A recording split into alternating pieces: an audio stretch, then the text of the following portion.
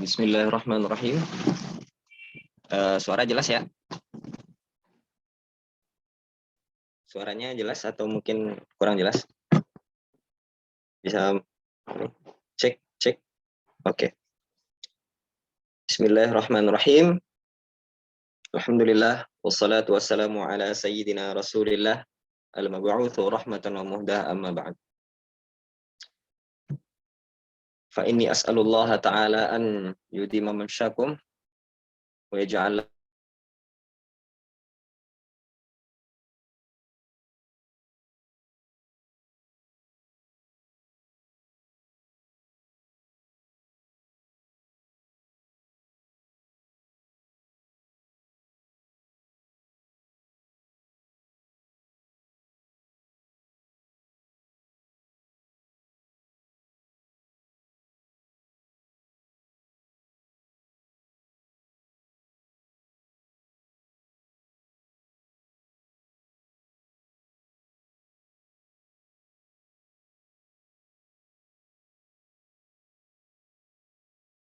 Alhamdulillah wassalatu wassalamu ala sayyidina Rasulillah al-mab'utsu rahmatan wa muhdah amma ba'd.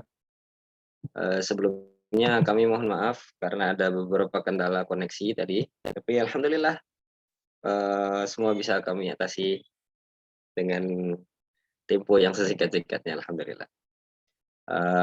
Yang saya hormati para pengurus yayasan Tasnim dan juga kawan-kawan hadirin sekalian, rekan-rekan sekalian yang saya banggakan dan saya cintai. Masih bersama Hujjatul Islam Abi Hamid Muhammad ibni Muhammad Al-Ghazali At-Tusi Asy-Syafi'i rahimahullahu taala di dalam kitabnya Bidayatul Hidayah. Di pertemuan sebelumnya, alhamdulillah ya, sekarang kita sudah sampai di pertemuan yang kedua. Ya, kedua. Alhamdulillah di pertemuan sebelumnya kita membahas tentang manusia itu sebenarnya dengan ilmu itu kenapa sih? Why? Kenapa kita harus dengan ilmu gitu? Terus apa maksud daripada menuntut ilmu dan lain sebagainya? Dan di pertemuan yang kedua ini, insya Allah akan kita membahas tentang golongan orang-orang ketika berhadapan dengan ilmu. Nah, gitu. Jadi apa saja sih sebenarnya golongan orang-orang yang ketika berhadapan dengan ilmu gitu. Al-Imam Al-Ghazali menyebutkan ada 3 golongan orang yang ketika berhadapan dengan sebuah ilmu, ketika ingin menuntut ilmu gitu.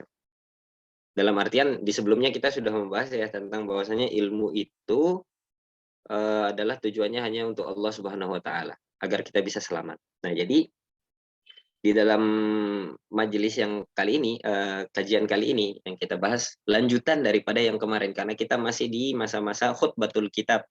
Sebagaimana kenapa Imam Ghazali tidak memberikan istilah atau terminologi di dalam bab ini sebagai muqaddimah atau permulaan atau ya pengantar gitu. Tapi beliau menamai hal ini dengan sebutan khutbatul kitab. Karena beliau iqtidaan biqouli sallallahu alaihi wasallam bahwasanya al ulama warasatul anbiya. Innal anbiya la yarithu dinaran wala dirhaman wa innama yuwarrithul ilm. Bagaimana para nabi itu tidak mewariskan harta dan kekayaan, akan tetapi para nabi itu mewariskan keilmuan. Seperti itu. Oke, masih bersama kitab Bidayatul Hidayah yang ada di depan kita ya. Qala al-musannifu rahimahullahu ta'ala wa nafa'ana bi'ulumihi wa bi'ulumi masyayikhina fid dharaini amin. Oke. Wa qala wa an qawlihi sallallahu alaihi wasallam inna asyaddan nasi 'adaban yaumal qiyamati 'alimun lam yanfa'hu Allahu bi'ilmi. Nah, ini hadis yang terdapat dan diriwayatkan dari Rasulullah sallallahu alaihi wasallam bahwasanya orang yang yang paling pedih azabnya di hari kiamat atau nanti di neraka itu adalah orang alimun. Bahwasanya seorang alim, seorang yang mengetahui sebuah ilmu, tapi ilmunya tidak mendatangkan manfaat apa-apa baginya. Manfaat apa gitu? Oke, mungkin di dunia dia akan mendapatkan manfaat atau dia akan mendapatkan kontan di dunia. Dalam artian yang sebelum pembahasan kita sebelum hari ini, Di sini kita garis bawahi lam yanfa'hu bil ilmihi. Terus loh Ustaz, bagaimana kalau misalnya dia sudah mengambil manfaat di dunia?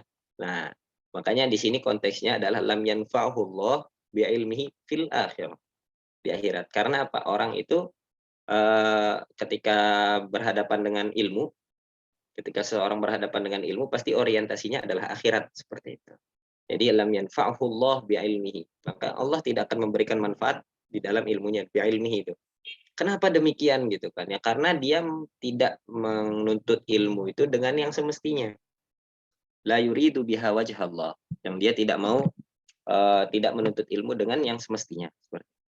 Makanya dikatakan bahwasanya kullu bani idza mata ibni adam inqata'a anhu amaluhu illa min thalathatin illa min shadaqatin jariyatin aw ilmin yuntafa'u bihi aw waladin salihin yad'u lahu.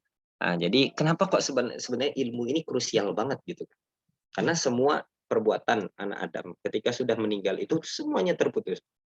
Kecuali apa? Kecuali 3 perkara, kata Nabi SAW di dalam hadis yang lain. Apa itu? Yang pertama, illa min shadaqatin jariyah, sedekah jariyah gitu. Sedekah jariyah kita nyumbang untuk masjid, nyumbang keran. Nah, sedekah jariyah. Kita nyumbang semen untuk pembangunan masjid, sedekah jariyah. Gitu. Illa min shadaqatin jariyatin au ilmin yuntafa'u bihi. Nah, atau ilmu yang bermanfaat baginya.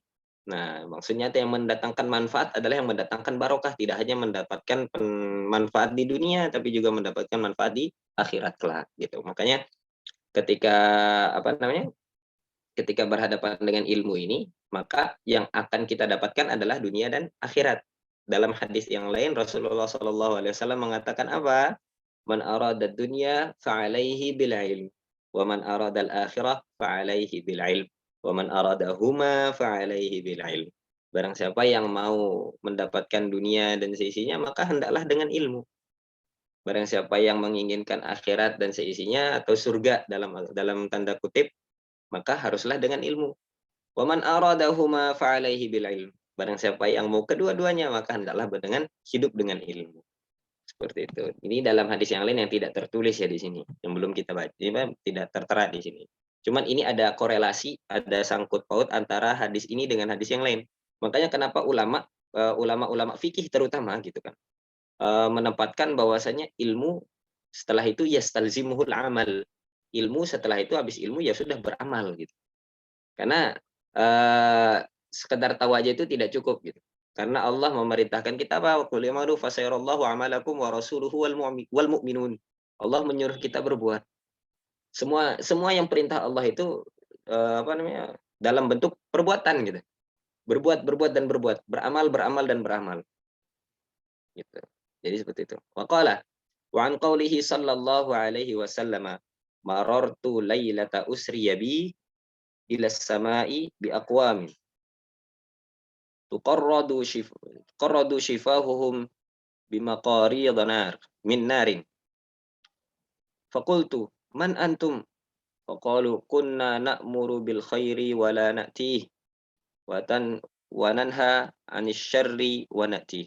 Nah, ini kisah ketika Nabi Muhammad sallallahu alaihi wasallam Isra Mi'raj. Makanya Nabi Muhammad bilang apa di sini? Qala marartu lailata usriya bi.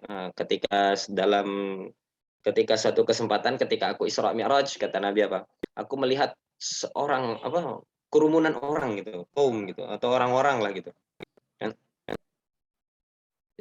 mereka itu sedang berada di dalam belenggu api neraka gitu kan. Dibelenggu mereka. Ini cerita tentang bukan cerita, ini adalah kisah yang diriwayatkan Nabi Muhammad SAW ketika Isra dan Mi'raj. Ketika beliau ketika Isra itu kan, lailata usriya bi ilas sama bi aqwamin. Nah, ketika itu aku melihat seseorang itu lagi dibelenggu dengan api neraka. Terus kemudian Rasulullah bertanya kepada mereka, "Man antum?" katanya. "Siapa kalian ini?" kata Nabi Shallallahu alaihi wasallam. Akhirnya mereka menjawab apa? "Kunna na'muru bil khairi wa la na'tih." Kita adalah orang yang menyeru kepada kebaikan tapi kita tidak melakukannya. Makanya kita di dalam usulul fiqh itu mengatakan al-itharu fil ibadati mamnu'.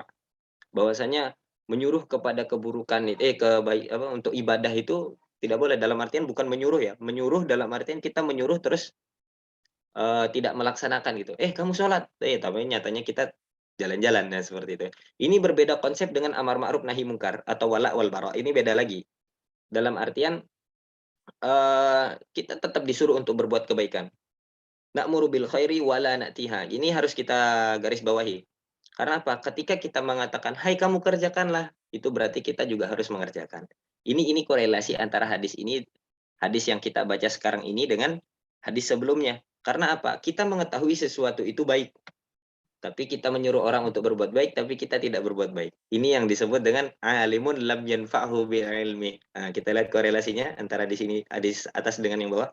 Seperti itu. Seakan-akan hadis yang di bawah ini tidak menjelaskan tentang ilmu yang bermanfaat, tapi kok menjadi perintah gitu kan. Menjadi kata seakan-akan perintah untuk berbuat gitu. Hadis yang kita baca sekarang ini. Karena apa? Karena al-ilm yastalzimuhul amal. Bahwasanya ilmu itu haruslah didatangkan dengan amal. Gitu. Karena kalau tidak dengan amal, maka ilmu itu ya sama ibarat pohon tidak berbuah, tidak bisa dimanfaatkan. Al ilmu bila amalin kasyajari bila thamarin, kata pepatah Arab. Bahwasanya kalau ilmu tanpa amal itu ibarat pohon yang tak berbuah. Gitu. Faqalu kunna na'muru bil khairi wa la na'ti wa nanha 'anil syarri wa na'ti. Nah, sedangkan kita melarang orang untuk mengerjakan keburukan nih, sedangkan kita melakukannya sendiri. Makanya di dalam ayat di dalam surat At-Tahrim kalau nggak salah, ya Allah Subhanahu wa taala berfirman, "Kabura maqtan 'indallahi an taqulu ma la taf'alun." Bahwasanya ya perbuatan yang sangat besar menurut Allah itu adalah kamu berbuat tapi kamu tidak melaksanakan. Kamu memerintahkan tapi kamu tidak melaksanakan. Kamu melarang tapi malah kamu melaksanakan hal tersebut. Kamu melarang untuk mencuri, kamu mencuri. Kamu melarang untuk korupsi, kamu malah korupsi. Kamu melarang untuk pergi ke tempat yang tidak baik, malah kamu pergi ke sana. Itu yang apa namanya? Yang berat dalam artian itu adalah perkara yang besar menurut Allah yang maha besar seperti itu. Yang sangat besar dan yang sangat berat gitu. Syarrin manati. Makanya Imam Busiri di dalam Burdah mengatakan apa? Astaghfirullah min qaulin bila amalin. Rubba mahmasatin syarrun minat tuhami. Oke. Faqala. Kemudian apa kata Imam Ghazali di sini? Fa iyyaka ya miskin an tud'ina litazwiri. Nah, fa iyyaka ya miskin katanya. Maka ya hati-hatilah kamu orang-orang. Kenapa kok Imam Ghazali mengibaratkan di sini adalah miskin? Miskin ini kita tahu ya apa bedanya miskin dengan fakir di dalam fikih. Miskin itu adalah orang yang punya tapi kurang. Tidak bisa tidak bisa apa namanya memenuhi kebutuhannya sehari. Mereka punya sesuatu, mereka punya harta tapi mereka kekurangan, itu miskin. Tapi kalau fakir, fakir itu sama sekali nggak punya apa-apa kecuali baju yang dia pakai gitu. Yang disebut dengan fakir. Makanya di sini makanya ketika seorang hamba abdun soleh ketika mengakui dirinya atau mengenali dirinya dia mengatakan apa? Al fakir ilallah. Atau kita ini sangat fakir dari rahmat Allah seperti itu. Karena kita ini fakir dari rahmat Allah dalam artian apa? Fakir di sini ini tidak memiliki apa-apa di hadapan Allah yang maha kaya gitu. Ana fakir, saya fakir ila afwi rabbil ghani. Bahasanya saya ini fakir di hadapan Tuhan yang maha kuasa, yang maha kaya gitu. Ya miskin antu zaina li tazwiri wa tatadalla bihabli ghururi. Makanya hati-hati kamu, hai orang-orang yang terpojokkan gitu kata Imam Ghazali istilahnya di sini. Kita nggak pakai kata miskin ini dalam artinya miskin gitu, enggak, bukan seperti itu. Dalam artian ya miskin di sini adalah ya ibarat untuk dzam. Kalau kita di dalam bahasa Arab itu ada namanya al-madah wa dzam. Ini ibarat kayak warning ya buat dari Imam Ghazali. Warning, caution gitu. Mungkin kalau kita lihat di motor kan ada tuh warning gitu kan di depan stang itu biasanya ada tanda seru. Istilahnya ibarat seperti itulah. Hati-hati. Jangan sampai kamu tertipu kata Imam Ghazali. Akan apa namanya? Akan perhiasan meskipun kita sekarang menabung ilmu informasi banyak-banyak tapi kita tidak mengamalkan seperti itu. Oke, mungkin bisa digeser.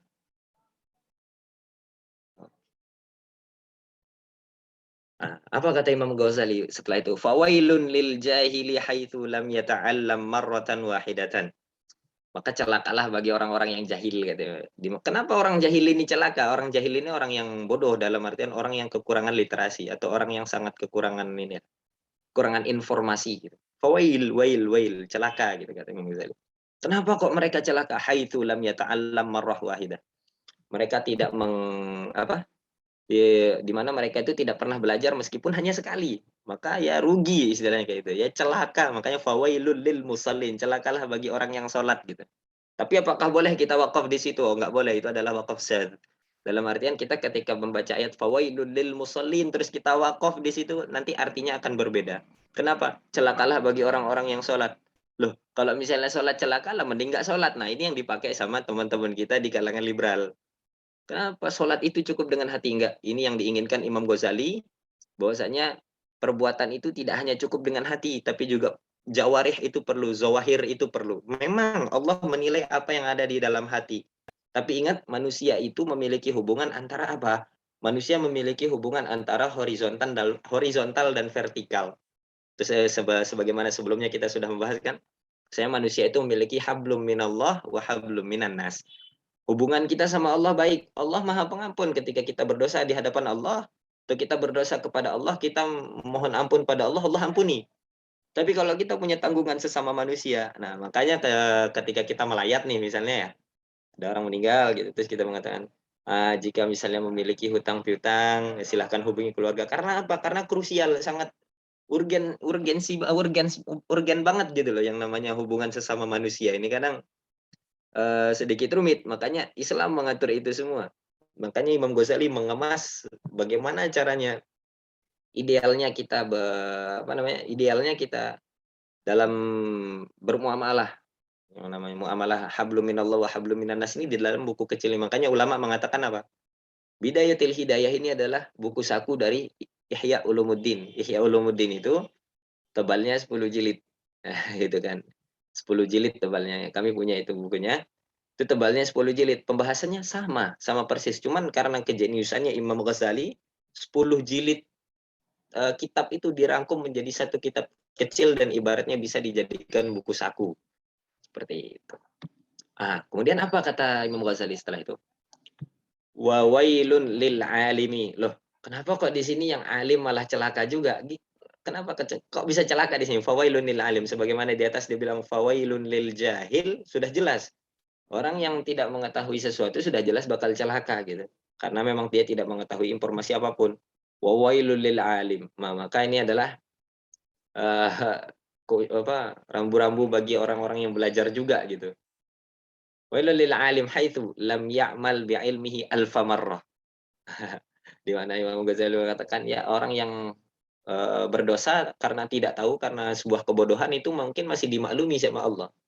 Tapi ketika seorang alim berdosa, dia tahu itu haram gitu. Makanya kata Sayyidina Habib Umar itu apa? Yang paling bikin bingung malaikat itu apa? Penuntut ilmu. Kenapa? Ketika dia bermaksiat, dia tahu cara taubat. Makanya malaikat tuh bingung. Di sisi lain dia berbuat maksiat, di sisi lain Allah Maha Pengampun. Dalam artian bukan bingung kebingungan, bukan. Dalam artian ini sebuah yang rancu gitu. Makanya ini enggak melulu kita lihat mungkin ya ulama itu bukan ulama, dalam artian tokoh agama ya. Kita artikan tokoh agama mungkin kita lihat di sini seakan-akan hidupnya enak atau enggak, sebenarnya enggak, karena tanggungan moralnya berat gitu. Seorang pelajar talibul ilm, terutama lagi pelajar yang ilmu syar'i ya, itu tuntutannya berat gitu. Jadi nggak sempat melihat nanti diangkutnya pakai mobil apa, enggak sempat ke situ gitu. Karena pemikiran kita ketika karena ini sebagai memang tabiat basyari ya, memang tabiatnya seseorang. Kenapa? Seseorang semakin banyak tahu, maka tanggungannya semakin besar. Jangan tanggungan, pikirannya semakin banyak gitu. Justru kalau kita tidak tahu apa-apa itu kita santai, nggak ada pikiran gitu. Makanya kadang orang gila itu tidak pernah punya pikiran apa-apa gitu kan. Gitu. Sedangkan kita yang makin dewasa semakin tahu gitu. Semakin tahu banyak akhirnya apa? Kita merindukan masa-masa kita kanak-kanak ngejar layangan lah, apalah gitu. Karena waktu itu kita tidak memiliki pikiran apa-apa gitu. Sedangkan ketika di dewasa ini semakin banyak pikiran, maka semakin banyak beban. Semakin banyak beban, maka fisik akan semakin lemah. Makanya di dalam ilmu psikologi dikatakan bahwasanya sumber segala penyakit itu adalah pemikiran, mindset. Kalau pikirannya sudah dikondisikan, kalau sudah bisa kita ambil gitu, kita ajak sedikit lebih santai, maka apa namanya, beban hidupnya akan sedikit ringan, bukan kita bilang hilang ya, karena setiap orang tuh pasti punya tanggungan, tapi bukan hilang, dengan, sedikit ringan, seperti itu. Oke, waqala. Nah, jadi, orang jahil ketika bermaksiat ya itu wajar-wajar aja, karena dia pertama tidak tahu, akhirnya dia berbuat maksiat. Tapi kalau alim berbuat maksiat apa kata Imam? "Fawailul lil alimi haitsu lam ya'mal bi ilmihi alfa marrah." Nah, kenapa kok di sini disebut alf? Nah, 1000 gitu. Sebenarnya nggak mesti 1000 gitu kan. Karena Arab ini, apa, bahasa Arab ini kadang menggunakan beberapa ibarah-ibarah yang apa, beberapa ungkapan lah gitu ya. Contohnya, ini alfu marrah ini 1000 kali dalam artian bukan 1000 yang beneran jumlahnya 1000, tapi 1000 dalam artian sering tidak mengamalkan ilmunya, seperti itu. Kenapa kok, "Loh Ustaz, kenapa kok seperti itu?" Gitu kan. Karena di dalam Al-Quran juga banyak ibarat-ibarah seperti ini atau ungkapan-ungkapan seperti ini. Kadang Arab itu ketika mentakbirkan sesuatu yang dalam skala besar, dia menyebutkan kalau nggak 10, kalau nggak 70, kalau nggak 1000. Nah, ada 3 ini ibarah, dalam artian ini bukan jumlah hakiki, tapi ini adalah jumlah yang dalam artian artinya adalah banyak, lebih dari bahkan bisa lebih, bisa kurang dari ini gitu. Kenapa kok seperti itu? Iya, di dalam Al-Quran juga Allah berfirman, tastaghfir lahum tastaghfir lahum aw lam tastaghfir lahum in tastaghfir lahum sab'ina marratan fala yaghfirallahu lahum katanya. Allah mengatakan, "Kamu beristighfar kepada mereka." Allah berfirman kepada Nabi Muhammad, "Nabi Muhammad, kamu mohon ampun untuk mereka atau tidak memohon ampun untuk mereka?" Mereka dalam kurung orang-orang kafir. "In tastaghfir lahum sab'ina marratan fala yaghfirallahu lahum." Meskipun kamu beristighfar kepada mereka itu 70 kali gitu kan, untuk mereka itu 70 kali, maka Allah tidak akan mengampuni. Loh, kalau 70 berarti 71 diampuni dong gitu. Enggak, maksudnya meskipun sebanyak-banyaknya kamu beristighfar, Allah tidak akan mengampuni karena itu sudah janji Allah bahwasanya orang-orang yang tidak beriman pada Allah itu kekal di api neraka, seperti itu. Maka kata alf di sini bukan berarti 1000 kali tidak melakukan, enggak, tapi banyak tidak melakukan ilmu yang dia, pahami gitu. Wa'lam rahimakallah. Ingat, ketika kita di awal buku ya, di awal kitab ketika ada kata wa'lam di dalam kitab Taurat itu artinya apa? Tayaqqon, yakinlah, bukan ketahuilah. Karena ada orang yang mengetahui tapi tidak yakin gitu kan. Nah, makanya yang diinginkan wa'lam di sini adalah al-yaqin. Tayaqqan rahimakallah.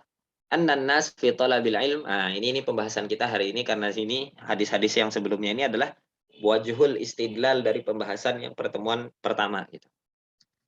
Wa'lam rahimakallah annan nasa fi talabil ilmi ala thalathati ahwal. Bahwasanya, manusia ketika berhadapan dengan thalabul ilm, ketika belajar itu ada 3 perkara. Loh, kenapa kok di sini belajar? Gitu.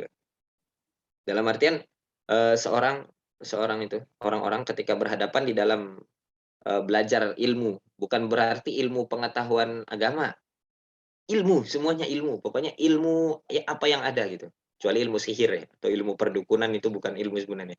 Dalam artian kenapa Allah menciptakan ilmu sihir biar kita tidak mempelajarinya gitu. Mengapa Allah menciptakan, ilmu Al-Qur'an? Nah, agar kita bisa membaca Al-Qur'an. Kenapa Allah menurunkan ilmu tajwid? Ya karena agar kita bisa membaca Al-Qur'an, seperti itu. Jadi ilmu dalam segi ilmu apa? Ilmu apapun itu kecuali ilmu yang sudah diharamkan oleh Allah Subhanahu wa taala dan itu kita kira sudah jelas ya, ilmu-ilmu yang sudah diharamkan dan ilmu-ilmu yang dihalalkan seperti itu. Oke?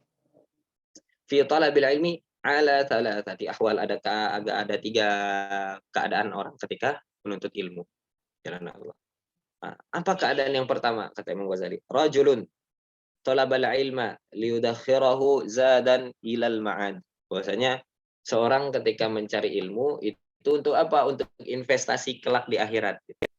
Jadi dalam untuk, orang yang ya kayak kita bilang sebelumnya adalah yang khalis, yang murni hanya untuk Allah gitu.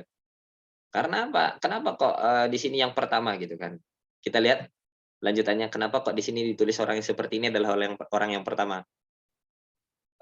Zadan ilal ma'ad, walam yaqsid bihi illa wajhallahi ta'ala wad daral akhirah.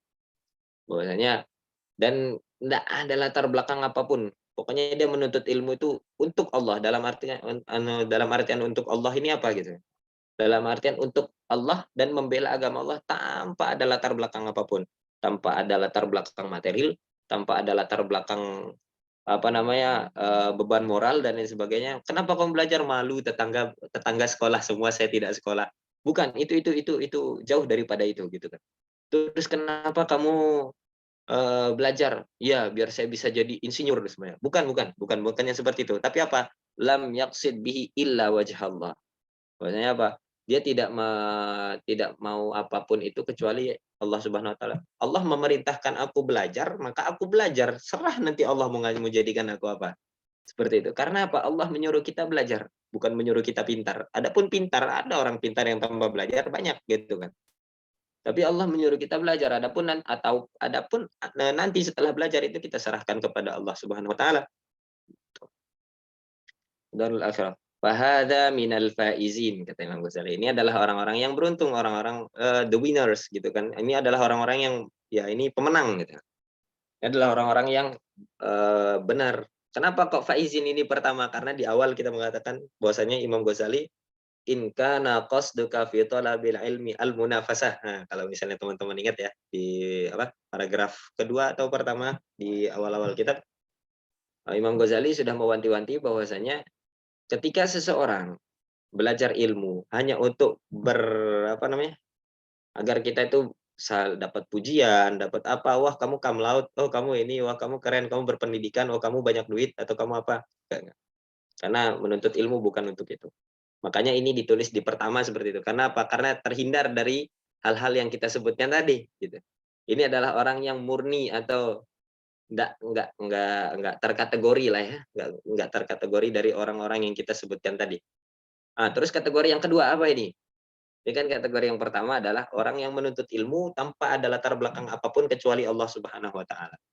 Belajar matematika untuk Allah Subhanahu wa taala. Biar apa? Biar orang-orang matematik itu, orang-orang sains itu semuanya tidak dipegang oleh orang selain Islam. Karena beda ketika Barat dan ketika Islam memegang ilmu pengetahuan. Karena kita punya konsep berbeda dengan Barat ketika memegang ilmu pengetahuan. Seorang muslim ketika berhadapan dengan ilmu pengetahuan, orientasinya apa? Allah. Ketika orientasinya itu Allah, maka apa yang dia pelajari, apa yang ia geluti, dan apa yang ia kuasai itu apa? Untuk membantu agama Allah.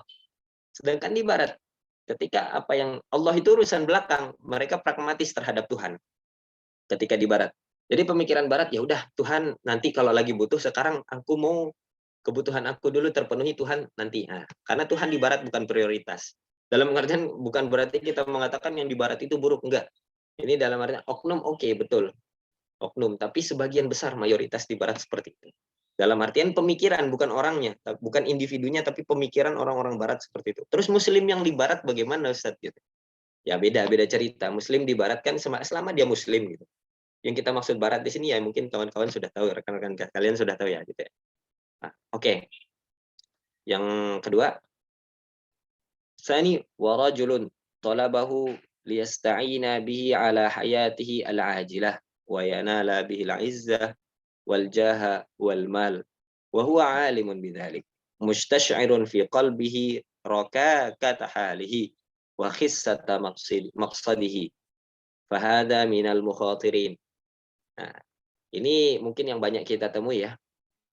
Rajulun, orang-orang talabahu liyasta'ina bihi ala hayatihi al-ajilah. Yang dimana orang belajar menuntut ilmu untuk apa? Agar kita itu bisa mendapat profesi kehidupan duniawi. Nah, ini mungkin banyak kita temui sekarang ya. Kita semua mungkin tidak luput ya dari ini ya. Belajar dokter biar bisa menjadi dokter, masuk fakultas kedokteran biar bisa jadi dokter gitu.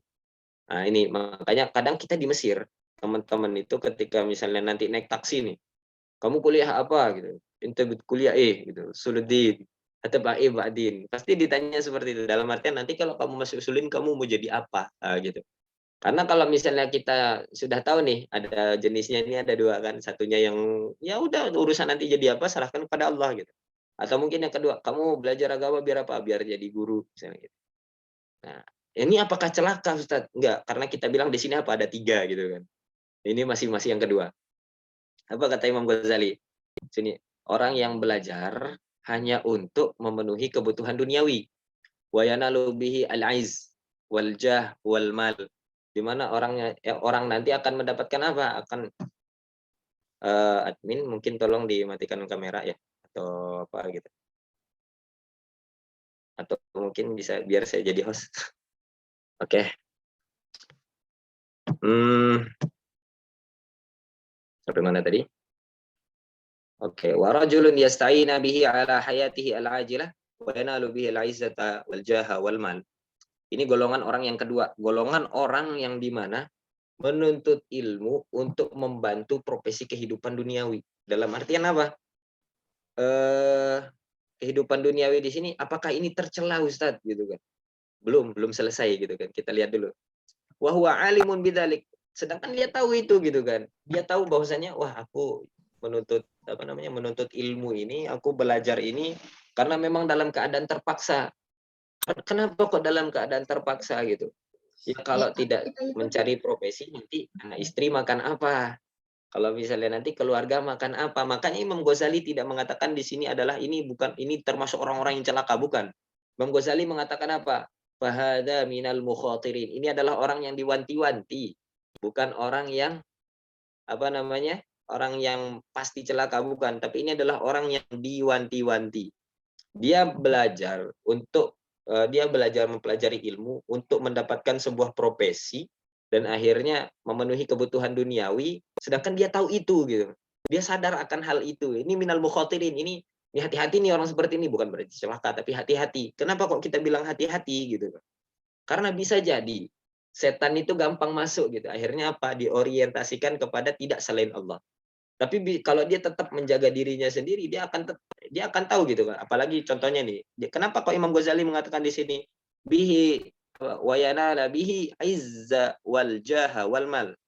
Dia menuntut ilmu agar dapat kemuliaan, dapat derajat dan juga dapat harta. Contoh, ketika kita sudah menjadi misalnya accounting manager. Mungkin di sebuah perusahaan ada namanya accounting manager yang megang duit ya gitu ya.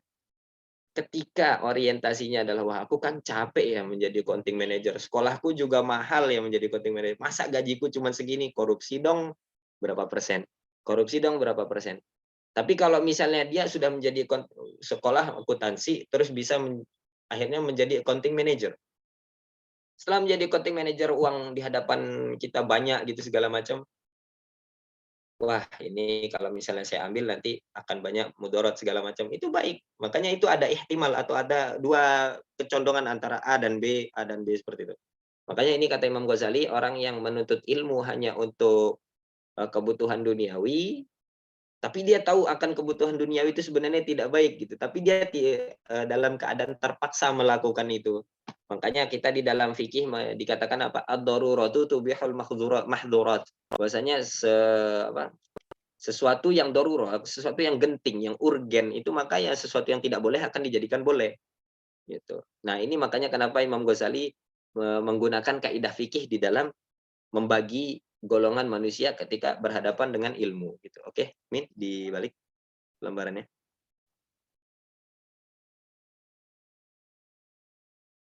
Oke. Kenapa kok dia dibilang mukhatirin di sini? Fa in ajalahu ajaluhu qabla taubati khifa alaihi su'ul khatimah wa baqiya amruhu fi khataril masyiah. Nah, kalau misalnya ajalnya itu dia tidak intibah atau dia itu tidak tidak bersikap jaga-jaga gitu ya, tidak hati-hati dengan hal yang dia tahu itu. Kalau misalnya dia meninggal sebelum taubat kata Imam Ghazali, maka khifa alaihi, ditakutkan alaihi suul khotimah, ditakutkan dia tidak husnul khotimah gitu. Nah, jadi ada banyak bentuk alamat tidak suul khotimah, tidak husnul khotimah itu ada banyak. Habib Thahir Al-Haddar, guru kami di sini ketika Maulid mengijazahkan kepada apa? Khamsa yukhsha ala khitam bighairi la ilaha illallah. Ada 5 orang yang ditakutkan meninggal tidak dalam keadaan la ilaha illallah. Apa itu? Khamsa yukhsha alaihi khitam man takallama hana adhan au asaa musliman au aqqa aslan au ta'atal khamra au bi salatihi istahazzal amra. Ada 5. Apa itu? Yang pertama, orang yang ditakutkan meninggal tidak di dalam husnul khotimah, itu apa? Satu, misalnya itu, man takallama hana adzan, orang yang berbicara ketika adzan. Man takallama hana adzan, au asaa musliman, atau orang yang menyakiti saudaranya sesama muslim. Ini pembahasan kita yang hablum minallah dan hablum minannas. Au asaa musliman, yang menyakiti saudaranya sesama muslim. Au aqqa aslan, atau orang yang durhaka kepada orang tua. Uququl walidain, itu sangat ditakutkan tidak meninggal di dalam perkataan la ilaha illallah. Au aqqa aslan, au ta'atal khamra, atau orang yang saling berbagi khamar gitu. Au fi salatihi istahazzal amra, atau orang yang ketika sholat itu ya main-main aja. Makanya kan Allah mengatakan fawailul lil musallin alladzina hum an salatihim sahun. Yaitu orang-orang yang sholatnya celaka. Kalau yang tidak yang yaitu orang-orang yang sholatnya lalai dalam mengerjakan sholat, lalai. Jadi yang nggak lalai berarti kan tidak celaka, seperti itu. Habis itu apa kata Imam Ghazali di sini? Wa in wuffiqa litaubati qabla hululil ajal wa adafa ilal ilmi al-amala. Kalau misalnya sesuai ketika misalnya sudah sebelum ajal menjemput, dia sudah apa namanya? Sadar gitu, dia sudah apa ya? Sudah sadar akhirnya gitulah. Dia sudah sadar, akhirnya menyelaraskan antara ilmu dengan amal, atau apa kata Imam Ghazali di sini? Wa tadaraka ma farata minhu minal khalal iltahaqa bil faizin. Kalau dia sempat taubat, sempat memohon pada Allah, ya Allah, aku ini lemah di hadapan Engkau yang kuat gitu. La haula wala quwata illa billah, tidak ada daya dan upaya kecuali hanya Engkau ya Allah. Saya kemarin lemah, saya sadar saya salah ya Allah. Nah, itu istilahnya kita tobat seperti itu ya. Saya sadar saya salah ya Allah, maka mohon ampunilah ya Allah, seperti itu misalnya kan. Maka ini orang-orang yang seperti ini, yang bertaubat seperti ini, yang sebelum datang ajal gitu kan, akhirnya dia bertobat, iltahaqa bil faizin. Akhirnya dia orang-orang seperti ini akan terkategori menjadi yang golongan pertama tadi. Makanya golongan kedua ini bisa A dan bisa B, bisa kiri dan bisa kanan. Makanya dibilang khatir, mukhatirin, atau orang-orang yang genting, apa ya, sangat warning sekali gitu, karena condong kiri, kena condong kanan, karena akhirnya warning gitu. Makanya Imam Ghazali bilang hati-hati gitu. Nah, gitu, seperti itu. Iltahaqa bil faizin. Fa inna ta'iba minadz-dzambi kaman la dzambalah. Ini hadis Nabi Shallallahu alaihi wasallam.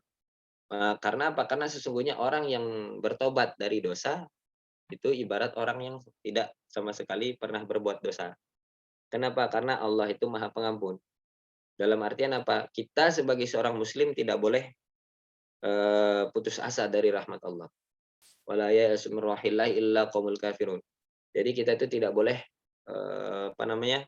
Putus asa atas rahmat Allah, dan orang-orang yang putus asa akan rahmat Allah adalah orang-orang yang kafir. Cuma itu alamat-alamat apa? Tanda-tanda orang kafir itu orang-orang yang putus asa dari rahmat Allah. Makanya Allah di dalam Al-Qur'an mengatakan apa gitu kan. Qul ya ibadiyalladzina asrafu ala anfusihim la taqnatu min rahmatillah innallaha yaghfiru dzunuba jami'a. Sesungguhnya Allah itu mengampuni segala dosa. Dalam artian dosa kecuali syirik ya. Innallaha la yaghfiru yusyraka bihi wa yaghfiru ma duna dzalika liman yasha, dalam ayat yang lain. Bahwasanya Allah itu tidak mengampuni dosa orang yang syirik kepada Allah. Tapi Allah mengampuni dosa yang selain syirik gitu kan. Makanya di dalam surat yang kami baca sebelumnya dia bilang apa? Hai Muhammad, katakanlah kepada orang-orang yang kuliah asrafu ala anfusihim, orang-orang yang melampaui batas akan dirinya sendiri. Maksudnya orang yang melampaui batas atas dirinya sendiri, yang melampaui batas atas dosa-dosa yang dia lakukan. La taqnatu min rahmatillah, innallaha yaghfiru dzunuba jami'a. Allah mengampuni dosa, segala dosa semuanya gitu. Tapi kan saya mencuri, innallaha yaghfiru dzunuba jami'a. Tapi saya berzina, innallaha yaghfiru dzunuba jami'a. Tapi saya korupsi, innallaha yaghfiru dzunuba jami'a, selama itu tidak syirik, tidak menyekutukan Allah. Allah mengampuni dosa segalanya. Makanya salah satu kata guru kami di sini, salah satu alternatif salah satu cara untuk ideal dalam bertaubat itu adalah apa? Semangat dan ziyadatur raja wal khauf minallah. Menambah kepercayaan diri. Bukan berarti kita bilang kepercayaan diri akhirnya kita tidak tahu diri, bukan.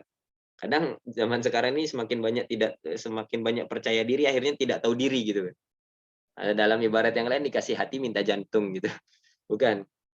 Seperti itu, dalam artian percaya diri bahwasanya Allah indi rabbil kabir gitu. Ketika kita memiliki masalah, "Hai masalah, saya memiliki dosa yang besar." Akhirnya apa? Kita berjalan di atas rahmat Allah Subhanahu wa taala. Itu intinya dari sebenarnya anta ibu minadzambi kaman la dzambalah.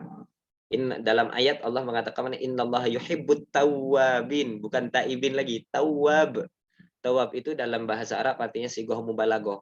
Sigoh mubalaghah artinya orang-orang yang terus melakukan taubat. Tawab itu dalam sigoh mubalaghah namanya. Dalam artian yang terus-menerus berbuat taubat gitu kan. Maksiat enggak maksiat taubat terus. Itu Allah mencintai wa yuhibbul mutatahhirin, dan juga orang yang selalu mensucikan diri. Apakah oh berarti Allah suka orang yang mandi. Berarti kalau orang yang tidak mandi bagaimana dong? Berarti Allah tidak suka orang yang tidak mandi. Bukan. Mutatahhirin di sini terdiri dari dua, karena manusia itu terdiri dari dua bagian. Bagian jasmani dan bagian rohani. Seperti itu. Berarti kalau kalau misalnya mutatahhirin kita artikan dalam arti mutatahhirin jasmani saja, hanya diri saja, berarti orang-orang yang tidak mandi tidak disayangi Allah. Bukan seperti itu. Tapi yang disebut ini adalah yuhibbul mutatahhirin, membersihkan apa? Membersihkan jiwa, jasmani dan juga rohani. Karena jasmani ini titipan Allah, maka harus kita rawat dengan baik. Sesuai dengan sebagaimana Allah memberi kita cuma-cuma, maka kita rawat dengan baik gitu. Wajah ini titipan Allah gitu. Makanya orang ada kalau di skincare bilangnya apa? Wajah itu dirawat bukan diedit ya, bukan seperti itu. Ya, tapi di sini saya tidak iklan skincare ya, jadi santai aja. Nah, itu istilahnya karena badan ini titipan Allah gitu. Makanya harus kita jaga dengan baik. Begitu juga jasmani ini. Jasmani ini Allah titipkan ini, saya kasih kamu tenaga untuk apa? Untuk kamu sholat. Ini saya kasih kamu tenaga untuk mengingatku. Jangan dipakai tidak selain daripada Allah. Apalagi hati. Apalagi hati. Kenapa? Karena hati itu tempat bertemunya seorang hamba dengan Allah. Maka tidak layak ketika hati itu diisi selain daripada Allah. Makanya kalau kita lihat di reels di IG itu biasanya apa? Ana uhibbuka fillah, ana uhibbuki fillah. Bukan ana uhibbuki bas, bukan saya mencintai kamu, udah selesai, enggak. Tapi saya mencintai kamu fillah, fisabilillah. Seperti itu. Oke, kita lanjut ke pembagian orang kategori yang ketiga. Yang pertama adalah orang yang faizin, the winner, gitu, orang yang pemenang gitulah. Orang yang selamat gitu. Terus yang kedua al-mukhatirin, yaitu orang-orang yang ya bahaya nih, warning nih, caution nih gitu. Dan yang ketiga, apa ini yang ketiga gitu? Wa rajulun istahwada alaihi syaitan wattaqada ilmahu dari'atan ila takatsuri bil mal wa tafakhuri bil jah wa ta'azzuzi bi kathratil atba' yadkhuluhu bi ilmihi kulla madkhal raja'an an yaqdiya minad dunya wa tarah wa huwa ma'a dzalika yudmiru fi nafsihi annahu min indillahi bimakan. Ini adalah orang yang telah terkena godaan setan gitu. Fattakhadha ilmahu dzari'atan ila takatsuri bil mal. Akhirnya menjadikan ilmunya itu sebagai apa? Sebagai wasilah untuk takatsur.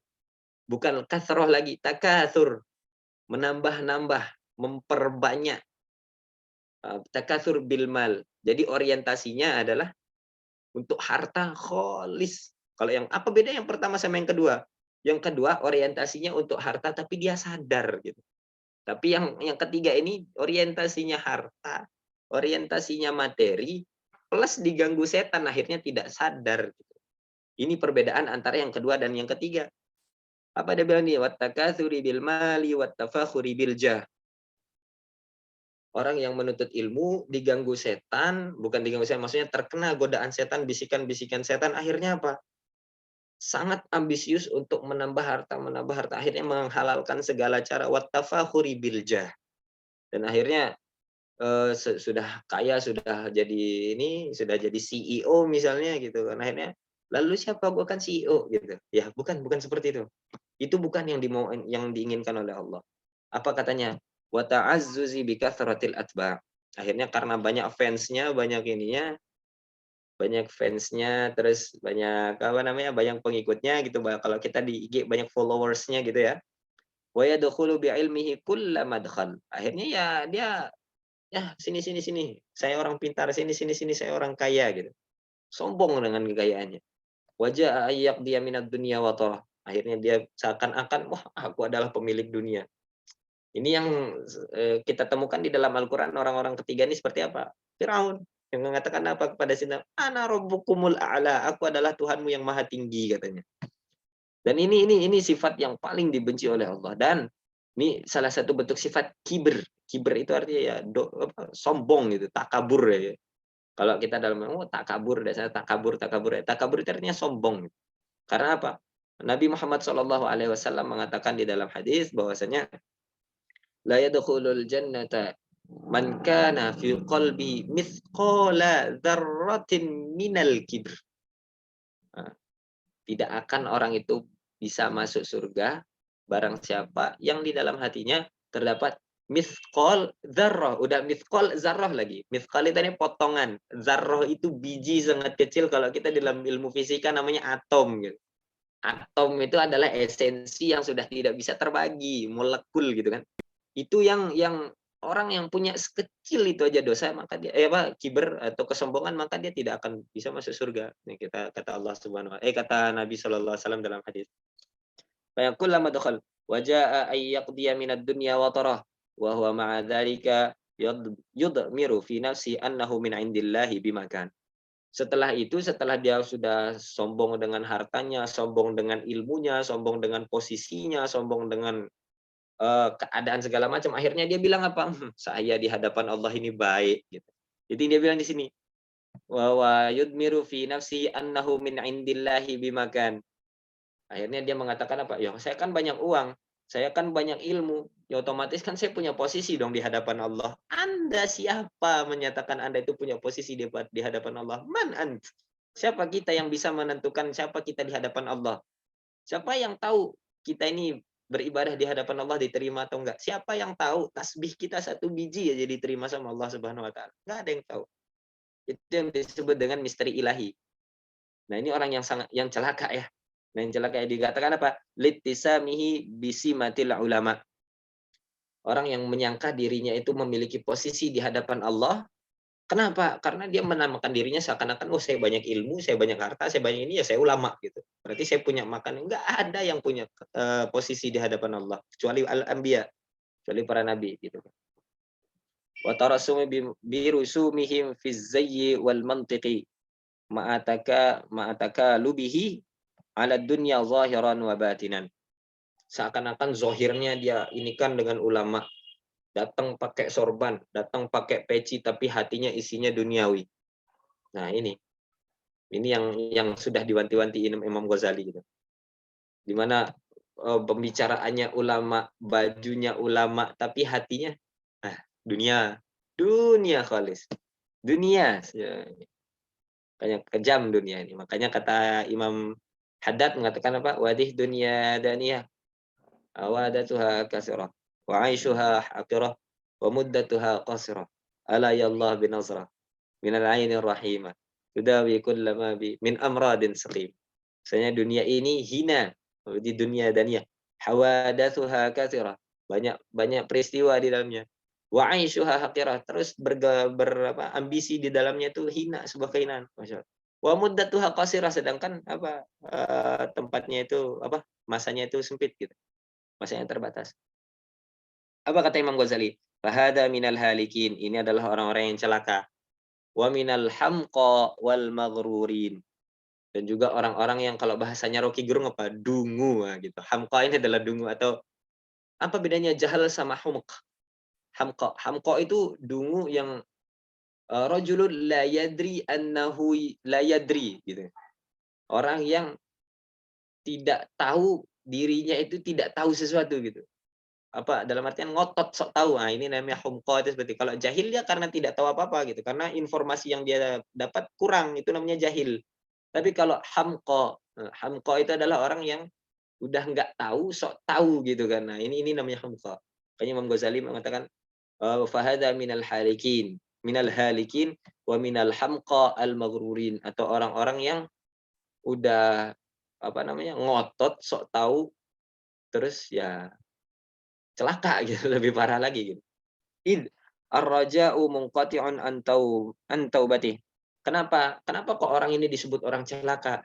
Karena ar-raja, pengharapan kepada Allah itu tidak ada dalam kategori orang seperti ini. Kenapa? Karena dia roja. Roja itu adalah apa namanya? Roja itu ibaratnya harapan ya, harapan. Jadi kita dalam menempuh kategori takwa itu kita bisa terbang pada Allah itu dengan menggunakan dua sayap. Sayap yang pertama sering disebut dengan khauf, sayap takut pada Allah. Sayap yang kedua sering disebut dengan ar-raja.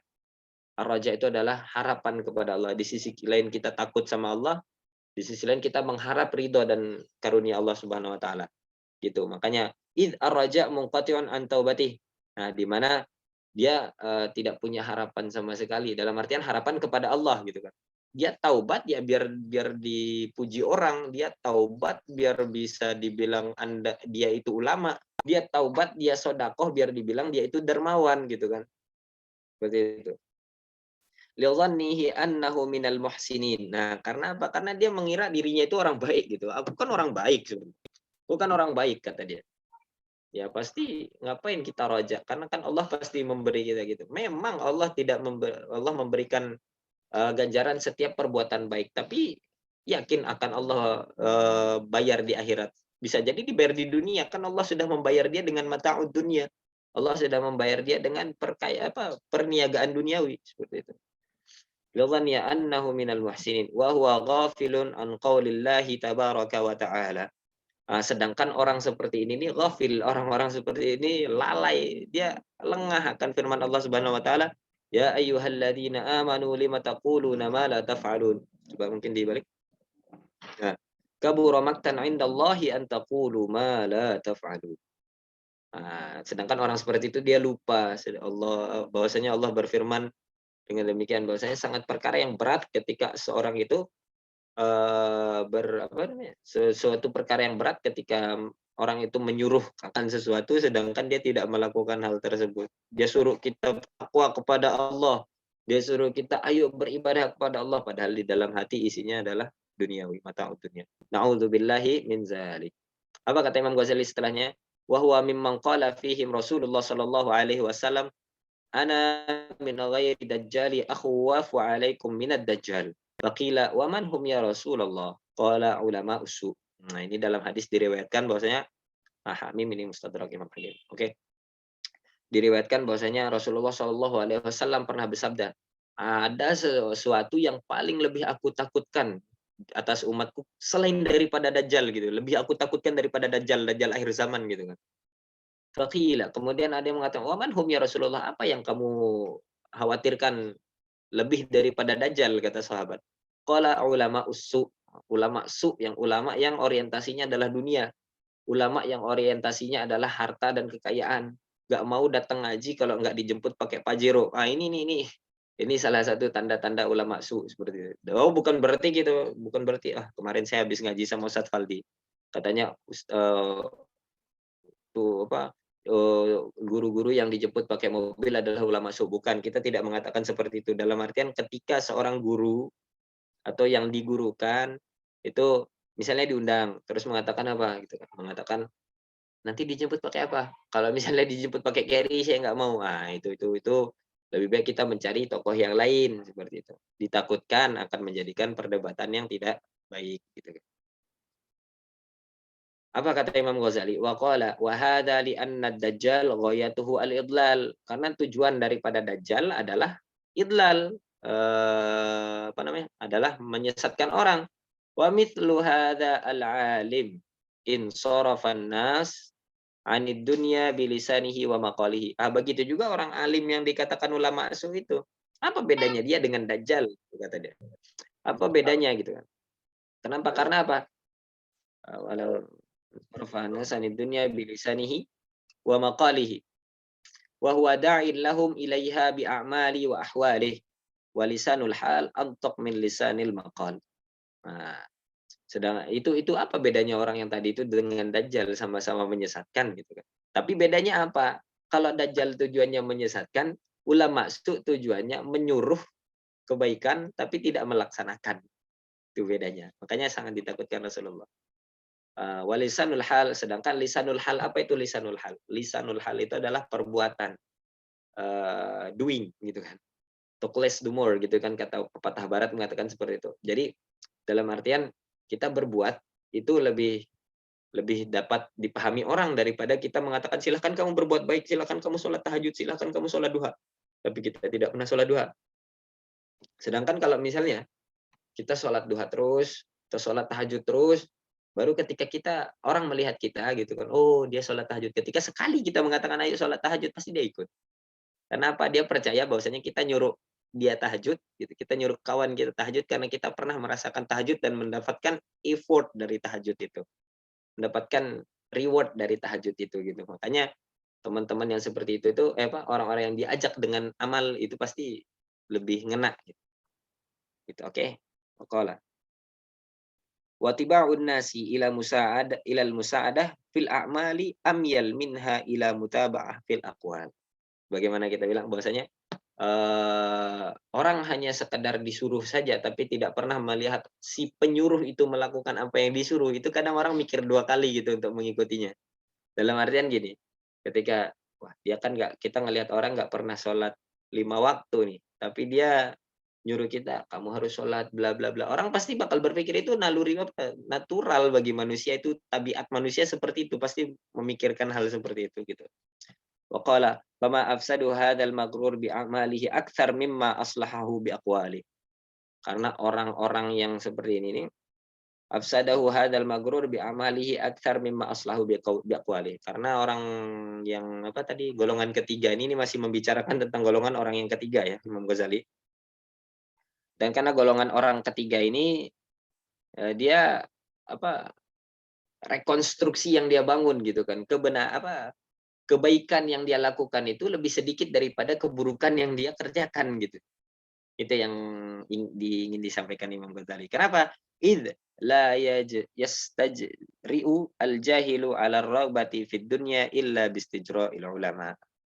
Nah, karena dia tidak bakal dapat apa yang dia inginkan dari dunia kecuali dia ya pura-pura jadi ulama gitu kan. Akhirnya ulama dijadikan profesi bagi dia. Sedangkan ulama, alim, ustaz itu adalah amanah. Ustaz itu amanah, innama nut'imukum liwajhillahi la nuridu minkum jazaan wala syukura. Bahwasanya ustaz, kiai, alim, ulama itu adalah amanah, bukan profesi. Sedangkan ini golongan ketiga menjadikan keustazan, kekiaian, ketuan guruan itu menjadi sebuah profesi, tujuan buat nyari makan tapi tidak untuk Allah Subhanahu wa taala. Tuh. Faqad shara ilmuhu sababan li jara'ati ibadillahi ala ma'asih.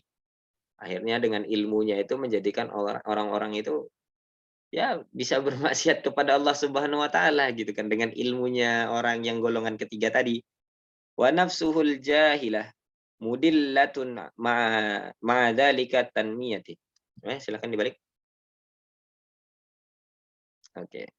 Wa tarjiya wa tarjihi wa tad'uhu ila an yamunna 'ala Allahi bi'ilmihi wa tukhayyilu ilaihi nafsuhu al-ammara annahu khairun min katsirin min ibadihi. Jadi sebelumnya dia mengatakan kan Imam Ghazali, bahwasanya dia mengatakan seakan-akan dia itu adalah ulama. Akhirnya nafsul ammarah bisu ini nafs jiwa yang selalu menyuruh kepada keburukan itu lebih berbahaya dari setan gitu. Karena setan sekali kita ta'awudz sama Allah, a'udzubillahi minasyaitonir rajim, itu udah pergi gitu. Tapi kalau nafsul ammarah bisu, hawa nafsu itu nggak bakal pergi. Gitu. Makanya di dalam hadis dikatakan bahwasanya bulan Ramadan setan semua dibelenggu oleh Allah Subhanahu wa taala. Lah lalu kenapa masih ada orang mokel gitu? Kenapa masih ada orang makan di tengah-tengah bulan puasa dan itu seorang muslim gitu?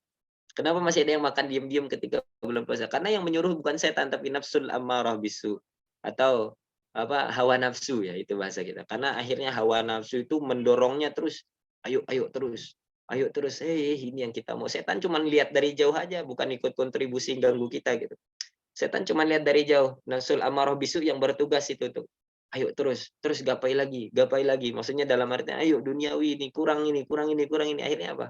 Seperti itu. Dia menyangka bahwasanya apa yang dia lakukan adalah baik. Sudah padahal dia tidak tahu adalah itu di hadapan Allah tidak ada apa-apanya gitu. Gitu. Akhirnya dia mengatakan bahwasanya dirinya itu adalah orang yang baik di hadapan Allah Subhanahu wa taala. Padahal siapa kita gitu, siapa kita hamba yang lemah ini bisa mengatakan diri kita ini baik di hadapan Allah, enggak ada. Waqala, "Fakun ayyuhat talib minal fariqil awal." Maka jadilah kalian hai para penuntut ilmu ini bagian dari bagian yang pertama kata Imam Ghazali. Wahdhar an takuna minal fariqits tsani. Hati-hati jangan sampai jadi golongan kedua. Fakam min musawwifin ajalu qabla taubati fa khasir wa iyyaka. Maka hati-hati untuk jadi golongan kedua. Kenapa gitu? Karena berapa orang yang bilang taubat ya nanti akan taubat, saufa taubat, akan taubat gitu. Akhirnya mereka tidak sempat taubat, dijemputlah oleh malaikatul maut. Makanya Imam Ghazali mengatakan hati-hati nih jangan sampai jadi golongan kedua, hati-hati. Tapi kalau terjerat di dalam golongan kedua, kamu masih ada kesempatan untuk bertaubat sebelum apa? Sebelum ajal menjemput gitu. Siapa kata Imam Ghazali? Wa iyyaka tsumma iyyaka an takuna minal fariqis tsalis. Hati-hati, sangat hati-hati jangan sampai gitu kan. Kamu menjadi bagian dari golongan orang yang ketiga. Fattahlika halakan la yurja ma'ahu falahuk wa la yuntazaru salahuk. Nah, dia bilang sini. Maka kamu akan menjadi ya akan terjerumus yang di mana udah nggak bisa dibayangin lah kamu itu kayak gimana nanti gitu kata Imam Ghazali. La yurja ma'ahu halaku. Falahu yang di mana udahlah nggak bakal bisa beruntung nggak bakal bisa selamat ya seperti itu. Itu tapi dalam artian itu ketika di akhirat kelak gitu kan. Oke.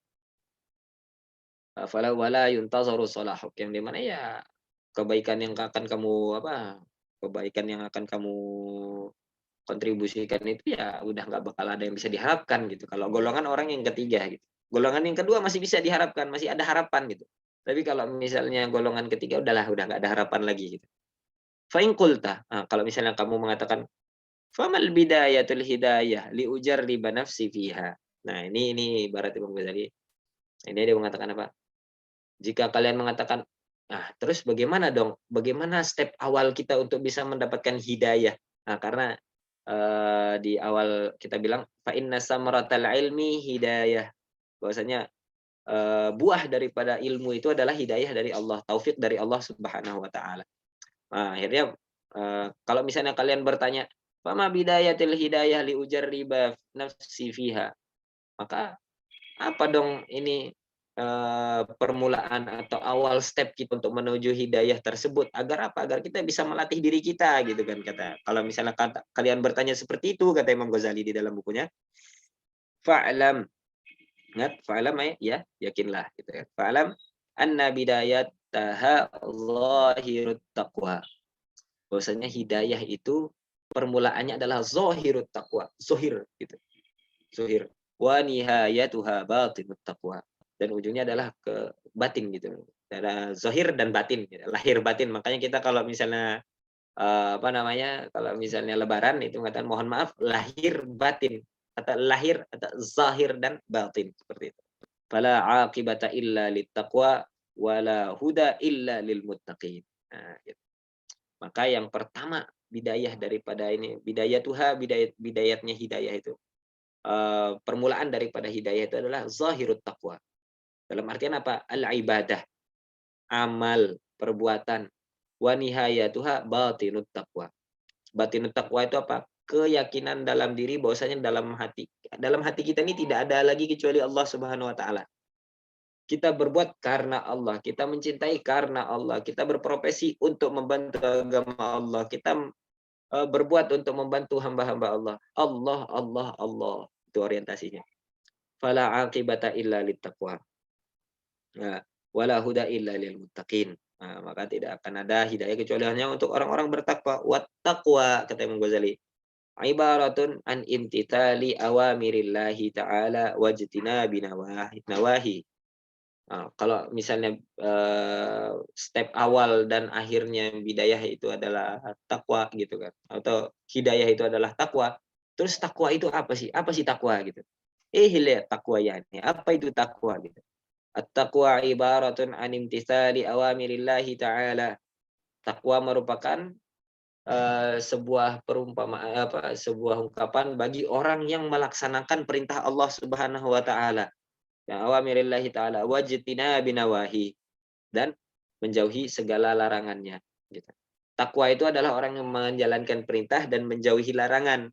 Nah, fahuma qismani fa ana ushiru alaika bijumalin mukhtasaratin min zahiri ilmi taqwa fi qismaini jami'an.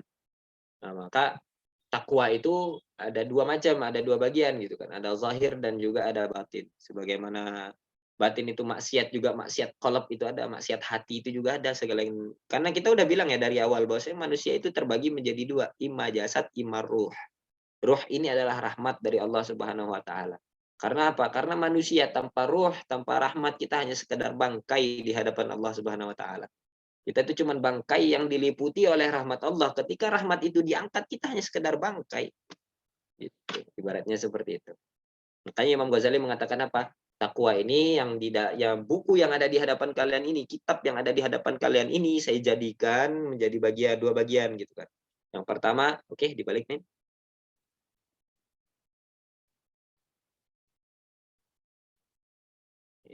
Bukan.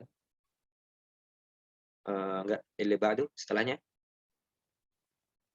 Oke, jadi buku ini yang ada di hadapan kita itu dibagi menjadi dua. Karena apa?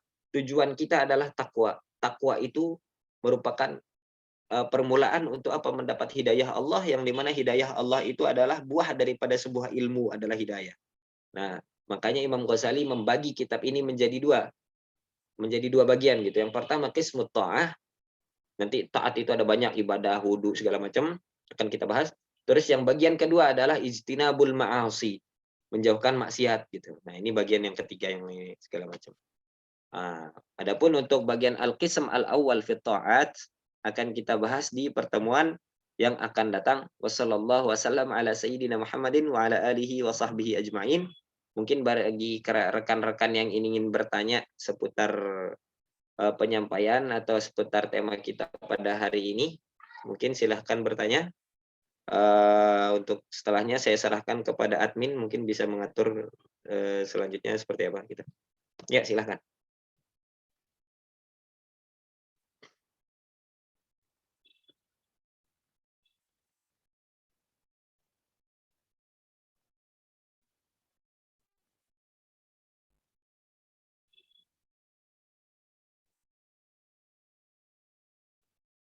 Karena insya Allah kajian kita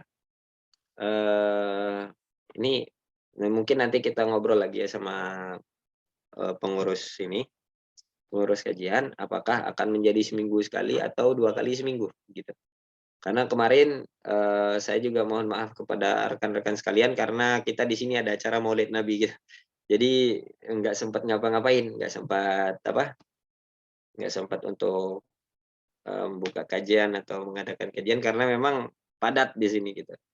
Kegiatan kita di Mesir apalagi di Maulid Nabi itu sangat padat sekali, akhirnya menjadikan kita tidak sempat untuk membuka grup gitu kan. Akhirnya lihat tanggal, astagfirullah ternyata kajian gitu. Akhirnya ya terjadilah yang terjadi gitu. Maka saya lalu Muhammad Faldi mohon maaf pada rekan-rekan sekalian untuk minggu yang lalu gitu.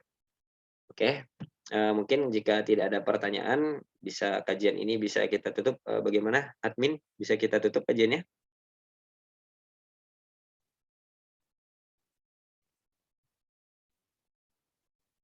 Ok oke, kita tutup. Allahumma shalli ala Muhammadin fil awwalin wal akhirin wa sallim ala sayyidina Muhammadin fi mala'il a'la ila yaumiddin. Allahumma anta rabbuna la ilaha illa anta khalaqtana nahnu ibaduka wa nahnu ala ahdika wa wa'dika mastata'na. Na'udzu bika min syarri ma sana'na nabu'u laka bi ni'matika 'alaina wa nabu'u laka bi dzunubina faghfir lana fa innahu la yaghfiru dzunuba illa anta. اللهم اجعل القرآن العظيم ربيع قلوبنا ونور صدورنا وجلاء أحزاننا وذهاب همومنا وغمومنا. ربنا اغفر لنا ذنوبنا وذنوب والدينا وذنوب مشايخنا وذنوب لمن حق علينا يا أرحم الراحمين. اغفر لهم ووفقهم لما تحب وترضاه يا أرحم الراحمين. ربنا آتنا في الدنيا حسنة وفي الآخرة حسنة وقنا عذاب النار بفضلك سبحان ربك رب العزة عما يصفون وسلام على المرسلين والحمد لله رب العالمين. السلام عليكم ورحمة الله وبركاته.